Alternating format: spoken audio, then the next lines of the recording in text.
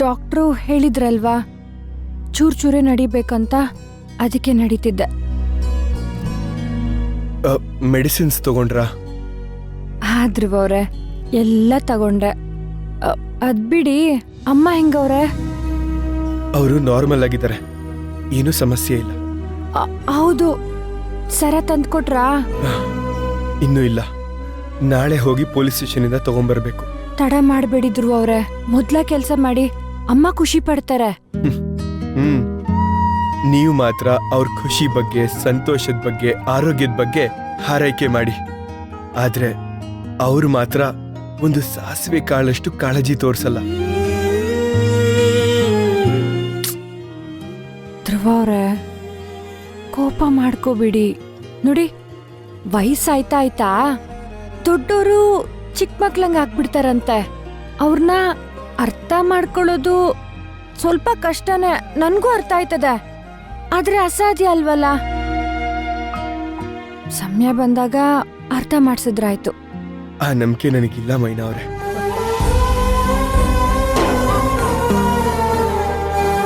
ಹಾಗೆಲ್ಲ ಹೇಳ್ಬೇಡಿ ಧ್ರುವ ಅವ್ರೆ, ಅಮ್ಮ ಏನು ಅಂತ ನನಗ್ ಚೆನ್ನಾಗ್ ಗೊತ್ತು.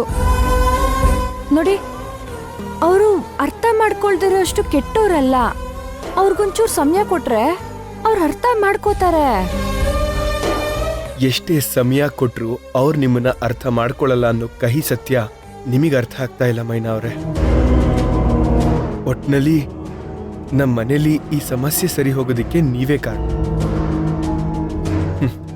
ಆದ್ರೆ ನಿಮಗ್ ಮಾತ್ರ ನನ್ನಿಂದ ಸಮಸ್ಯೆಗಳ ಸುರಿಮಳೆನೇ ಆಗ್ತಿದೆ. ಧ್ರುವ ಅವ್ರೆ, ಪದೇ ಪದೇ ಅದನ್ನ ಸಮಸ್ಯೆ ಅಂತ ಹೇಳ್ಬೇಡಿ. ನೋಡಿ, ನೀವು ಅದ್ರ ಬಗ್ಗೆ ಏನು ಯೋಚನೆ ಮಾಡೋದು ಬೇಡ. ಅದನ್ನೆಲ್ಲ ನಾನು ನೋಡ್ಕೋತೀನಿ. ನೀವು ನಿಮ್ಮ ಅಮ್ಮನ್ನ ಚೆನ್ನಾಗಿ ನೋಡ್ಕೊಳ್ಳಿ, ಅಷ್ಟು ಸಾಕು. ಈಗ ನಿಮ್ಮನ್ನೇ ಒಬ್ರು ನೋಡ್ಕೋಬೇಕಾಗಿರೋ ಪರಿಸ್ಥಿತಿನಲ್ಲಿ ಇದ್ದೀರಾ. ನೀವು ನಮ್ಮ ಅಮ್ಮನ್ ನೋಡ್ಕೋತೀರಾ? ಅಯ್ಯೋ ದೇವ್ರೆ, ನಾನು ಈಗ್ಲೇ ನೋಡ್ಕೋತೀನಿ ಅಂತ ಹೇಳಿದ್ನಾ? ಅದಕ್ಕೂ ಸಮಯ ಬರ್ಬೇಕಲ್ವಾ? ಆದ್ರೆ ನಾನ್ ನಿಮ್ಮನ್ನ ನೋಡ್ಕೊಳ್ಳೋ ಸಮಯ ಬಂದಿದೆ ಅಲ್ವಾ? ಒಂದ್ ಕೆಲ್ಸ ಮಾಡ್ತೀನಿ, ನಾಳೆ ನನ್ನ ಹಾಸ್ಟೆಲ್ ಹತ್ರ ಬಂದು ನಿಮ್ ವಾರ್ಡನ್ ಹತ್ರ ಮಾತಾಡಿ ಪರ್ಮಿಷನ್ ತಗೊಂಡು ದಿನ ಪೂರ್ತಿ ನಿಮ್ ಕಾಳಜಿ ಮಾಡ್ತೀನಿ, ಸರಿನಾ? ಅಷ್ಟೊಂದೆಲ್ಲ ತೊಂದ್ರೆ ತಗೋಬೇಡಿ. ನೀವ್ ಬಂದ್ರೆ ಇಲ್ಲಿ ಯಾರು ನಿಮ್ಮನ್ನ ಒಳಗಡೆ ಸೇರ್ಸಲ್ವಲ್ಲ. ಸರಿ, ವಾರ್ಡನ್ ಮೇಡಮ್ ಹತ್ರ ಮಾತಾಡಿ ಒಪ್ಸಿ ಸ್ಪೆಷಲ್ ಪರ್ಮಿಷನ್ ತಗೊಂಡ್ಬರ್ತೀನಿ. ಅದ್ರ ಬಗ್ಗೆ ನೀವು ತಲೆ ಕೆಡ್ಸ್ಕೋಬೇಡಿ. ನಾನ್ ಬರೋವರೆಗೂ ನಿಮ್ ಆರೋಗ್ಯನ ಜೋಪಾನವಾಗಿ ನೋಡ್ಕೊಳ್ಳಿ. ಬಂದ್ಮೇಲೆ ನಾನ್ ನೋಡ್ಕೋತೀನಲ್ವಾ? ಸರಿ ಆಯ್ತು, ಇಡ್ಲಾ? ನಾಳೆ ಸಿಗೋಣ. ಧ್ರುವ ಅವ್ರೆ,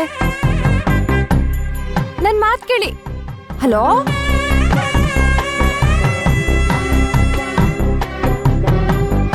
ಅಯ್ಯೋ ದೇವ್ರೆ, ಇವ್ರು ಇಟ್ಟೇ ಬಿಟ್ರಲ್ವಾ?